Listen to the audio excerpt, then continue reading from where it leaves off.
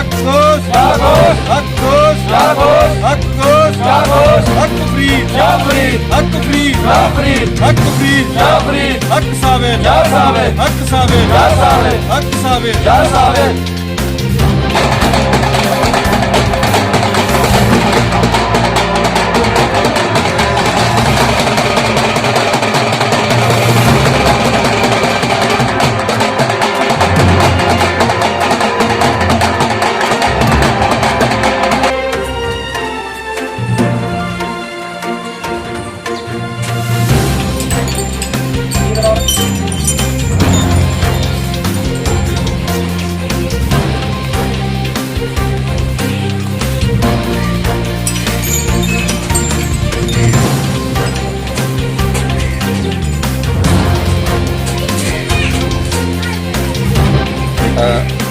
मैं अरुण कुमार विजयपुर कंस्टिट्यूएंसी के चेयरमैन साढ़े को लॉकडाउन के दौरान आए ये गल डिस्कस की कि जोड़े गरीब लोग है उनकी मदद कियाँ कर सकते हैं। उस दौरान के है कि बड़े सारे लोग ऐसे हैं जिन्हें कि राशन नहीं मिला था और जड़ा राशन सप्लाई करने लिए या कोई भी उनकी मदद करने लिए इन्हें को कोई कन्विंस नहीं, कन्विंस गड्डी नहीं सा असें इतों दरबार की तरफों, ये दरबार सरकार गौंस पाक का दरबार है, इस दरबार की तरफों असें इन्हें की एक गड्डी दी कन्नै राशन दिता जड़ा लोगों की दिता जा सके, लोगों की मदद की जा सके।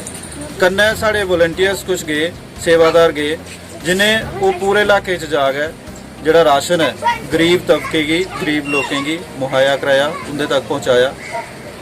अस ये चेयरमैन साहब का शुक्रगुजार हाँ, इनका बहुत बहुत धन्यवाद करने कि इन्हें उस मतलब जी विपदा की घड़ी ही उस जिसले लोगों को कोई सपोर्ट नहीं उस दौरान आए और अगे बढ़ गए, लोगों की सपोर्ट की।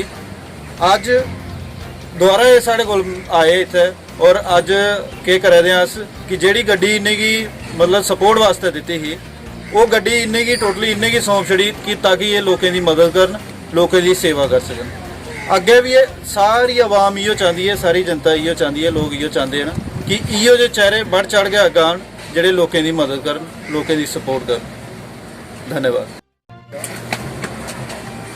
आज मेरी सरकार शोका साई सरकार ने मुझे आज गाड़ी दी है और जब जब भी मैं इस दरबार में आया हूँ, जब से कोविड-19 चला था, कोरोना वायरस जब चला था, जब जब मैंने मदद मांगी मुझे अनाज दिया गया, मुझे हर सामान जो है वो गरीबों को लिए दिया गया। और इस दरबार की आपको मैं बात बता दूँ कि आज अगर मैं इस पोजीशन पे हूँ, प्रेसिडेंट बना हूँ, तो वो सब मेरी सरकार की वजह से है, मेरे पीर 11वीं वाली सरकार की वजह से है। और आज से चेयरमैन बनने से 2.5 साल पहले ही सरकार ने मुझे बता दिया था कि आप जो है वो विजयपुर की कुर्सी पे आपको बिठाया जाएगा, आप विजयपुर में राज करोगे। वो 2.5 साल पहले की बात है जब इलेक्शन का पता नहीं था। तो जब इलेक्शन आई तो उस समय जब मैं प्रेसिडेंट बना तो मेरी सरकार ने मुझे बता दिया, 2.5 साल पहले उन्होंने बताया था कि आपको विजयपुर का मालिक बनाना है। तो ये सब मेरी सरकार की रहमत है और मैं यही कहूँगा कि मेरी एक एक जो सांस है जब तक मैं जीऊँगा सरकार का नाम लूँगा, क्योंकि मेरी सरकार ने मुझे कभी किसी चीज़ की मुझे उन्होंने मुझे परेशानी नहीं आई। और सरकार जब जब मैंने कोई भी अरदास की है और मेरी अरदास जो है वो पूरी हुई है। तो ये दरबार जो है ये पीरों का पीर 10वीं 11वीं वाली सरकारों का दरबार है। और मेरी शोका साई सरकार जिन्होंने मुझे लॉकडाउन के टाइम में इतनी ज़्यादा मदद दी, इतनी ज़्यादा मदद दी, मैं तो ये कहूँगा कि हमारे MP साहब जो हैं उन्होंने मेरी इतनी मदद नहीं की जितनी मेरी शोका की सरकार ने मदद की है। तो मैं बहुत बहुत आभारी हूँ अपनी सरकार का। और मैं यही कहूँगा कि इस काबिल में नहीं था, लेकिन इन्होंने मुझे आशीर्वाद करके आज पूरी दुनिया के सामने खड़ा किया है और आज मेरा जो नाम है पूरे हिंदुस्तान में चला है। तो मैं यही कहूँगा जय जयकार है मेरी सरकार की, 11वीं वाली सरकार की जय जयकार है। जय हो।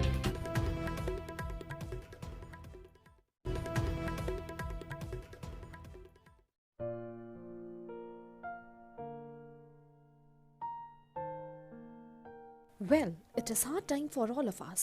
Due to coronavirus, we have break the situation as earlier it was. But time never stopped for anyone. But it doesn't mean that we should go out and prepare for all the competitive exam. We can utilize this time by doing self-study and taking help of Aspire Ada YouTube channel. To start with, you need to prepare a proper schedule for all the subject, and without going out, you should complete all the syllabus by yourself. And when the critical situation will end, here you are. Hooray! You are ready for all the competitive exam. Utilize this time until it goes. Aspire Adda Institute, best institute in Jammu for all the competitive exams. We care for you. Stay home.